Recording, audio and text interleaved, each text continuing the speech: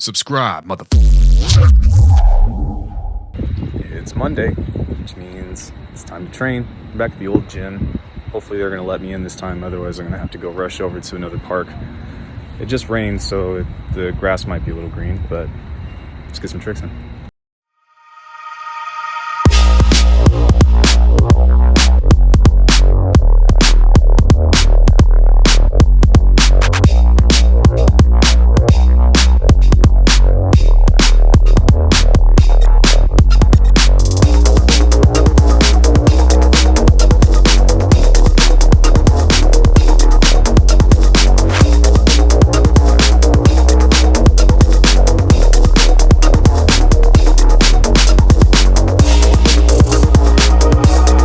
Alright guys, I'm feeling pretty bold, so I think I'm going to try to, get some double corks back. We'll see what happens.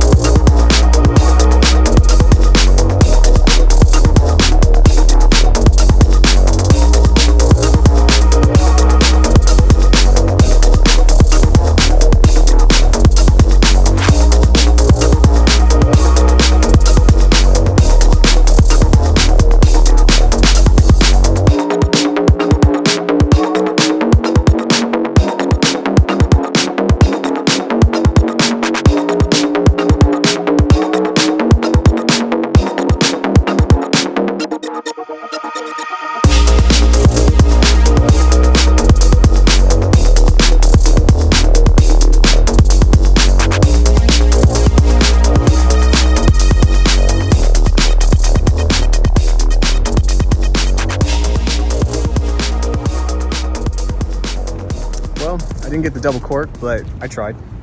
Got some good stuff though that I haven't done in a long time, so it's a start. I'll take it. Let's go ahead, head back to the crib.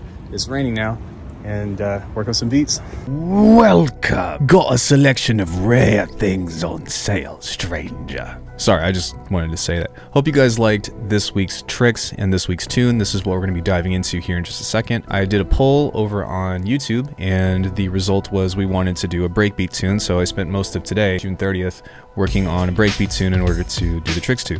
I'm getting stronger. I've changed my diet. I've been working out almost every single day. I've been stretching, and I think that it's paying off, so hopefully good things are coming about. If you guys are brand new to the channel, my name is Alckemy. I am a former circus performer that does lots of sound design tutorials, mostly focused on neurobase and experimental stuff, but once a week I like to do videos like this where we dive into an actual production song thing and I talk about how it's made. So let's go ahead and take a quick listen to some of the parts. I'm not going to play the whole thing because it's a little bit long, and then we'll jump right into getting started on how this was made. But before we get into all that, guys, I would really appreciate if you guys could subscribe and like the video and comment, just because I'm trying to grow. Man, I've been trying to get to this 10,000 mark, and it has been quite a journey. So if you guys like any of the content whatsoever, please do me a favor, hit that like button, hit that subscribe button. I'm not here to waste your time. Let's go ahead and talk about this beat. All right, so this is what everything sounds like. I'm just going to play a little snippet.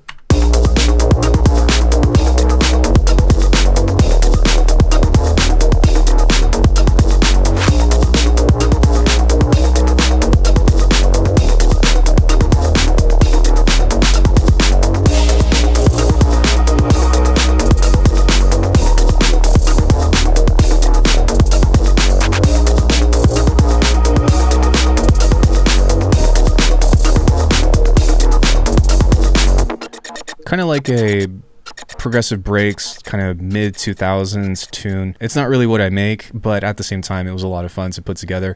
And as you can see, I would say about 80% of this is phase plant, but it's cool because they're all original patches. So that means that throughout this video, you are going to get a breakdown of pretty much, well, how all this stuff is made. So we're going to talk about all that stuff, but let's go ahead and start one by one, and we will get into the drums because that's what we always start with. So the first thing that I did in this project was I opened up an empty one and I made this kick, and it is nothing special. It's pretty much how I make all of my kicks. I have a video on this of just like how to make your kicks knock, even though this one is a little bit lighter. And I kind of wanted to talk about this first because depending on what kind of music you make, even in electronic music, you kind of want to be mindful about like the heaviness of your drums. And so for me, even though I love my drums to be super heavy, when you have a bunch of transients and stuff, it's kind of difficult to make them hit that hard and still have room for other elements in the tune. So this one is dialed back a little bit. You can see that it's a little bit softer.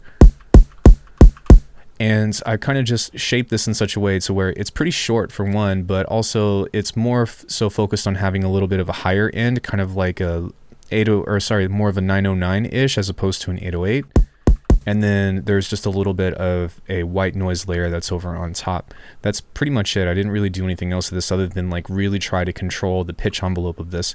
And that's why I love Kick 2. I know that I've been like expecting to do a review on this for a long time, but before that comes out or until that comes out, the reason why I enjoy Kick 2 so much is because you've got this multi-stage envelope that will tell you what pitch everything goes into. And so that allows you a lot of control, especially since most kicks are just like an amalgamation of controlling your sine wave in that sense, and then adding distortion and whatnot. So that's pretty much it for Kick 2. And then we kind of go through our typical processing where I add a saturator. Make sure to turn the low pass all the way down. Other than that, I didn't touch anything. Then we've got some Pro Q stuff right here. This kick is pretty mid heavy, and so you'll see me cut this out quite a bit. So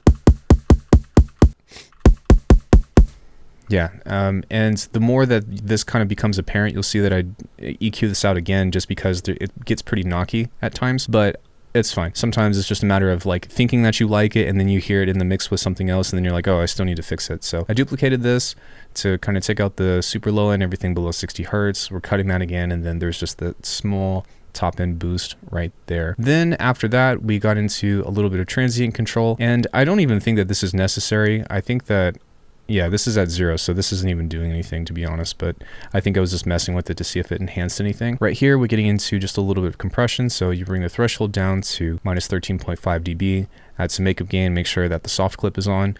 The glue cytomic is peak clip, but if you're in Ableton, it's soft clip. It's the same thing, so yeah, they're both the same compressor. Then what I like to do is I like to soft clip again, or hard clip rather, so I just turn this and clip this. So if you take a listen to the kick without it, then we turn it on, you can't tell the difference. But what you can see is that we've gained a little bit more headroom. 3.9 if I turn this off. So we've gained 3.2 dB just from doing the clipping, so that means that we can actually turn this up louder via a limiter, and now we've got a loud, nice kick. And so one thing that I try to be mindful of is like most of the time my kick is the loudest part of the tune, so I don't really have any trouble of like smashing it. But once I have that, I balance it out to audio, and then we continue to work from there. Kick 2 is also great for making snares, and that's pretty much what I did here. So you'll see that it's almost the exact same process with a couple of other little like tricks and stuff. But if you take a look at this one, it's more so focused on this top layer right here, and then also like creating just like a thunk.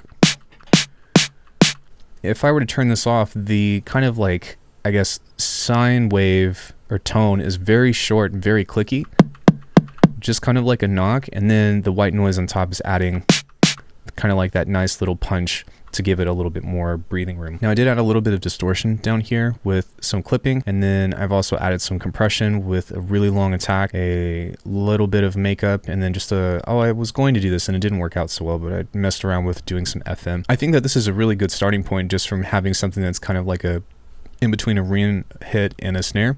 And then from there I just go into the same processing of saturator. Then I get into my Pro Qs. There's this weird thing right here that's really resonant, so you'll see me try to correct that every once in a while. Same thing right here. Just correcting that and shaping it as such, because we don't really need those low mids right there, and then we don't need anything that's below that 150 hertz kind of value, so it's not that big of a deal. On this, I've boosted the tail end just a little bit. It's not really that noticeable, but when you're making snares and stuff, like every little detail jumps out at you like a hungry lion or something, so you're very like fine-tuned within it, and then you go back and you're like, wait, I can't even tell the difference. So there's that. Then we get into glue compression again. So this has a little bit more gain reduction, or we're lowering the threshold a little bit lower with less makeup. And then we are getting into this effects layer right here, which actually has some convolution reverb. So this is Convolution XT. It's actually free, and you can use your own samples for impulses and stuff, which is great. So this sounds like this. That actually is really nice because that makes it seem, whatever sample this was actually makes it seem like it's making the kit that would be around the drum kit resonating. Not that that's what I was necessarily going for, but it just sounded nice when I was making it. So I don't know, maybe it's making my ride or my hi-hat rattle whenever I'm hitting that. So it worked out. So you mix that in, EQ this out right here, nothing that spectacular. And then we've got the original signal, which is together, it's very subtle in that way. And then we do the same thing where we clip it. This one is being soft clipped just because I didn't want to destroy the transient too much. And like, if you hard clip it and you turn the clipping down really hard, it's going to go like, and that's not the kind of drum that I wanted for this particular tune. I still wanted it to be kind of like a sharper transient, so I turned the soft clipping on. But just know, if you want like a disproof snare or something, just tilt that over and give it a hard knee, and then it will be like. So one thing that I have been reminding all of us to do is that your snare is usually more quiet than your kick. You're over here. Your snare is usually more quiet than your kick. And so you can see that this isn't quite hitting as loud as the kick, even though in my ears it actually sounds like it's just as loud. So that's something to be mindful of. And once I had these, then I bounced those out to audio, and then I started making this drum groove. The only thing that I have that's a little bit different or that's extra is I've added this little clap layer right here. So yeah. And then you can see that I've added just a little bit of a fill right there. And so really I just beatboxed something out, which was, and you can hear that right here, which is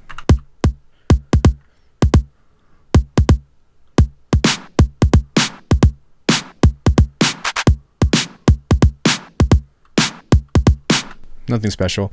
And then every 4 bars or so, I've kind of just added like a little fill or something that's a little bit different. Nothing that spectacular. This one's a little bit different.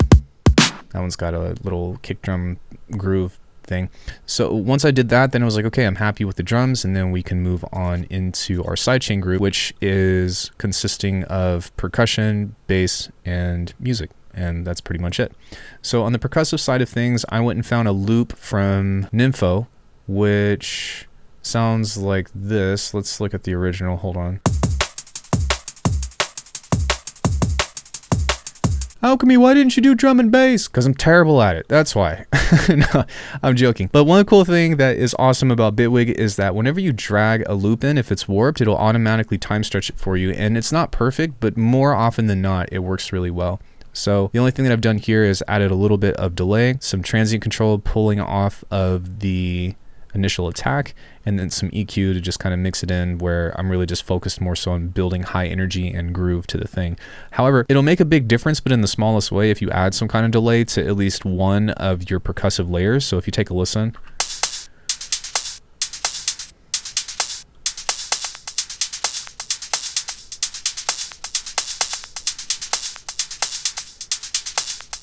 that just like gives it that much extra groove into that. And if you offset it just a little bit, then it gives you a little bit of swing. And to me, that sounds really, to me, it sounded really good. So this was the first layer that I added. Then the second thing that I did was I went into Addictive Drums and created a pattern. And for all of you Bitwig guys out there that like the exponential rhythms via operators, that is present just a little bit in here, and that's something that I'm trying like not to abuse, even though you guys know that I'm typically like an IDM producer. I think that like this is so easy to overdo and like really easy to be rinsed, but if you use it very subtly, just in this way,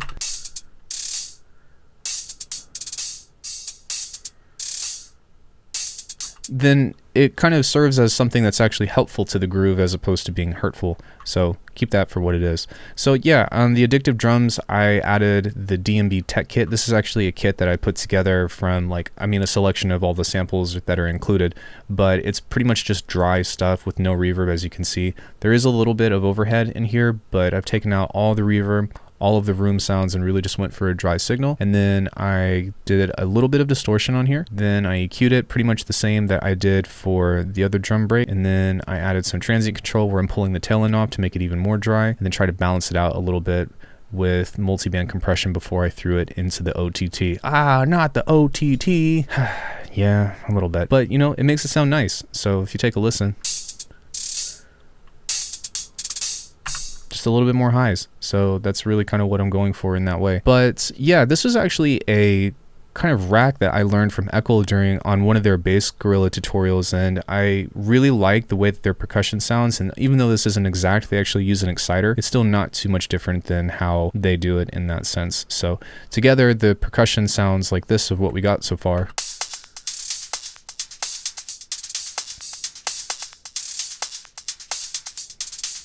I really like that. So there's that. All right, so the next thing that we've got was actually one of the last things that I added, which is high-end shaker towards the end of the tune. It's just a shaker with some Haas effect on it, turned down really low. That's just for stereo content. And then the other thing that I added was this hat that we have right here, which kind of decreases the further you go down into each bar. So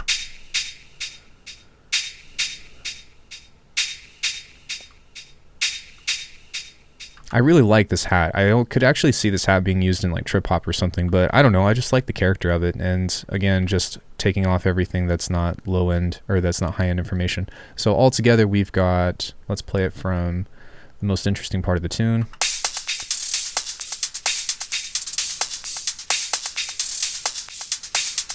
With the drums.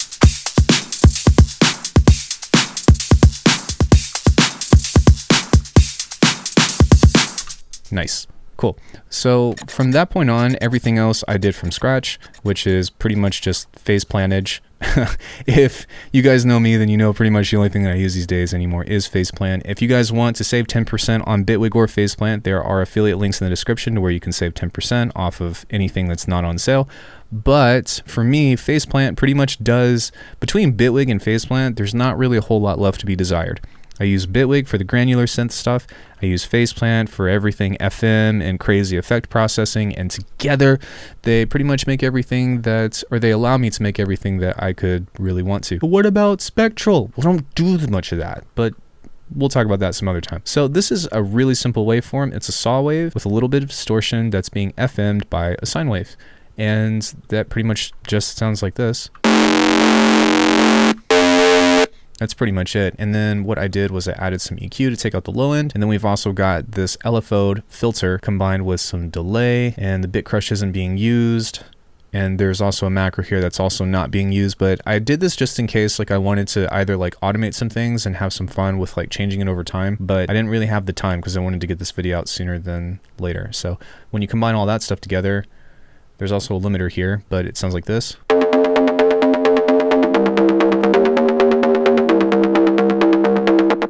Just a really cool, nice, easy, like arpeggiated mid bass thing.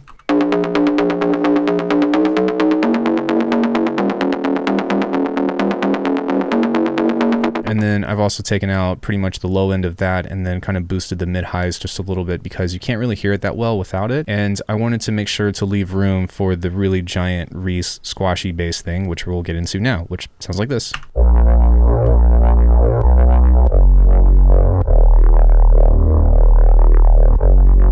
So this one is also pretty simple. On the high end, we've got a detuned Reese that has 7 voices and is detuned fairly wide, and it's kind of just got a bandpass that's sitting over that, and that's serving as like the phasey layer. And then what I've done is under this I've got a 2-layer saw that is kind of serving more as like the sub aspect of that. You can hear that there's a lot of movement, and granted there's probably phase cancellation and stuff. I don't really worry because even though it's got movement, it's still in mono on the low end, so I'm not really tripping over that. But yeah, there's a notch that's separating this that makes a really big difference. So if you listen to this, let me turn this layer off.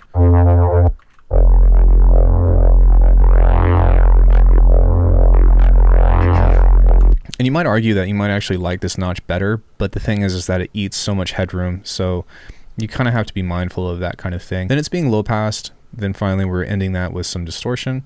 Then on this multi-pass thing, I've pretty much got 2 choruses. This one is actually being used as a flanger because you turn the spread all the way down and mess with the rate. So if you take a listen to this, you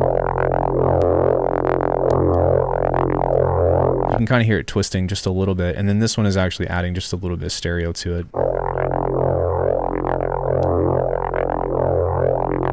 So together you've got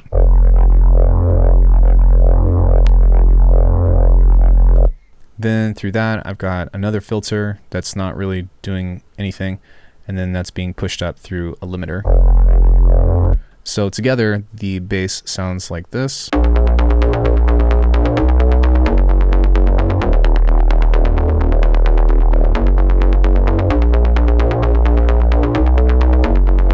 Pretty nice. I know that I'm kind of blowing that out a little bit, but it's okay. I mean, this is still a work in progress, and it's always going to be a work in progress because that's how I make these things. But at the same time, I wanted it to be really loud for the tune, so you can always go back and fix it if something's messed up. That's why digital is great. So this little thing right here is just a single note, and I believe that it's just something that's focused on the transgate here, and I actually use this trick a lot in this tune, but we've got this kind of saw wave here that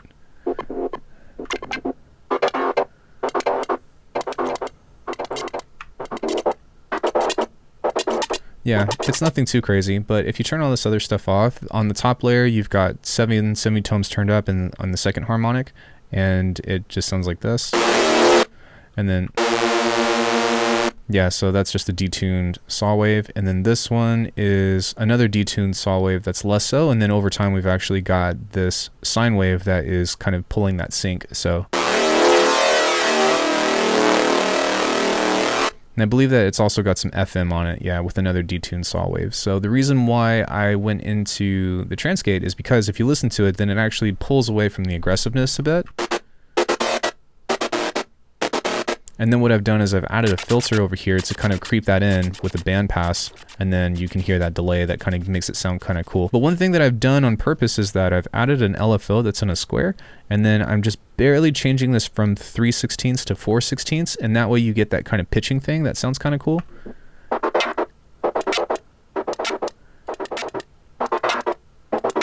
Now that sounds off time right now, but whenever you play this it will actually reset, so if you take a listen.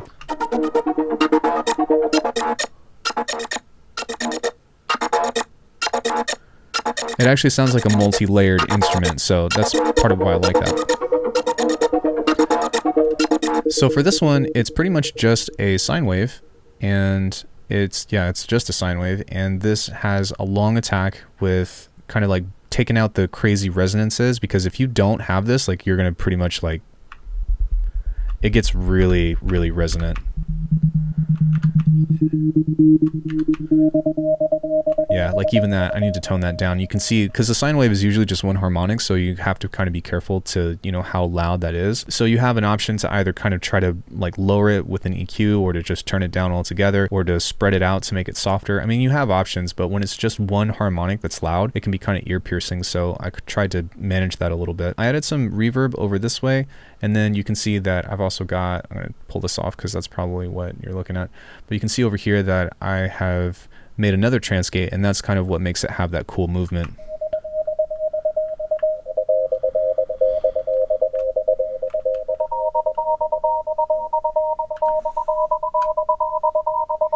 I don't know, I like it. It just sounded kind of cool for the occasion.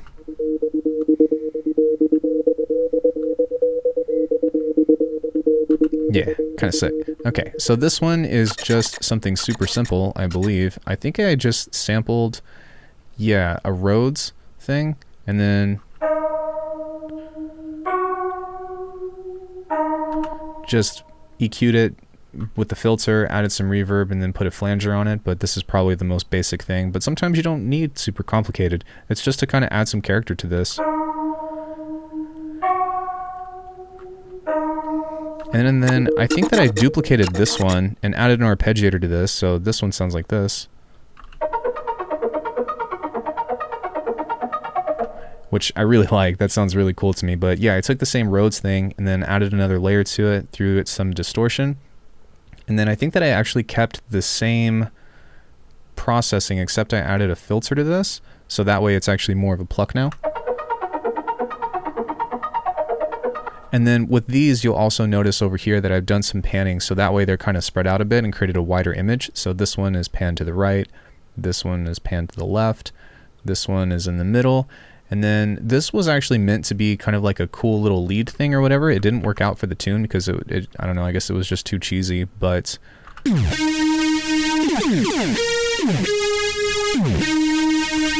it didn't actually sound like that. I added like a little bit more of this kind of pitch thing, but this is just another saw wave that's detuned with some sync over time.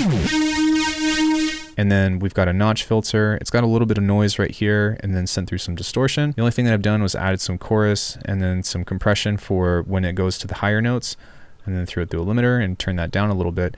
But what you will notice is over here we've got sync, and so over time this really long envelope will activate to kind of make it change over time. So that's something that you can use for an easy lead. But what I ended up doing was kind of bringing this back over here, and then it kind of just became this.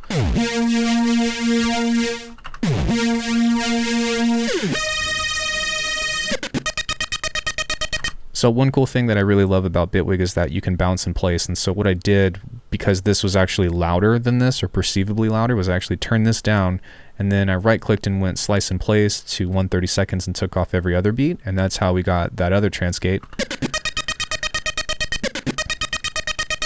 And then I just duplicated that over the second part. This is a pad, and this is kind of just like the emphasis of motion, I would say, whenever we get to this part. Nothing complicated. It's just a choir sample, Gregorian choir. I think you've seen me use this quite a bit, but it works. But it's got a band pass over here. Then it's got some low pass filtering that opens up over time. And then it's also got just a little bit of a ping pong delay. Outside, we've got one instance of ROM. I know, right? It's like blasphemy. That's just giving it a little bit of that. And then I'm also using that as the intro. So, and again, I just use that bounce in place trick to be able to kind of like get into the beat super quick, because I don't really focus on building like a crazy long arrangement with these tricks or like with these videos, just because I don't know how long my footage is going to be. And so I kind of just try to get to the point. But I think that it serves its purpose in being like, okay, we're going to jump in.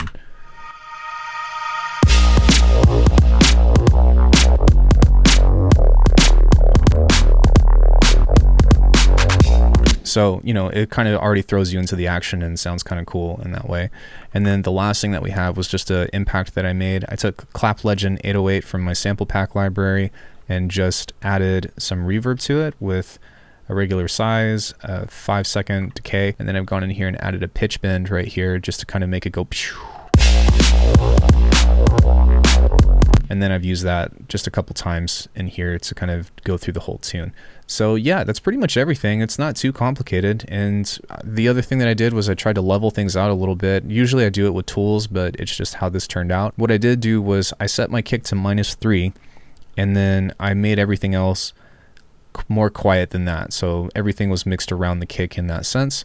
I don't really know if you guys like this mix or not. It doesn't really matter. But aside from that, I've got some basic side chaining on here. It's not really doing a whole lot. I think that on my bass I've got a couple things going on. So I'm super clipping this with soft clipping.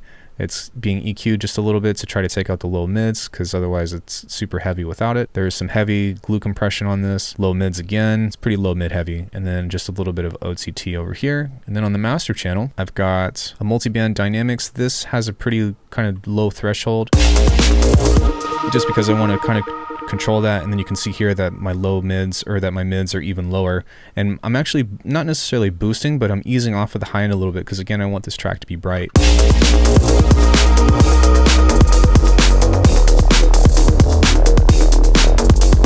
And then you can see here that I'm not doing anything with the EQ. I'm just using it more so as a spectrum analyzer. And then I'm boosting this by 10 dB with a transparent setting to try to get it to -7 LUFS or whatever.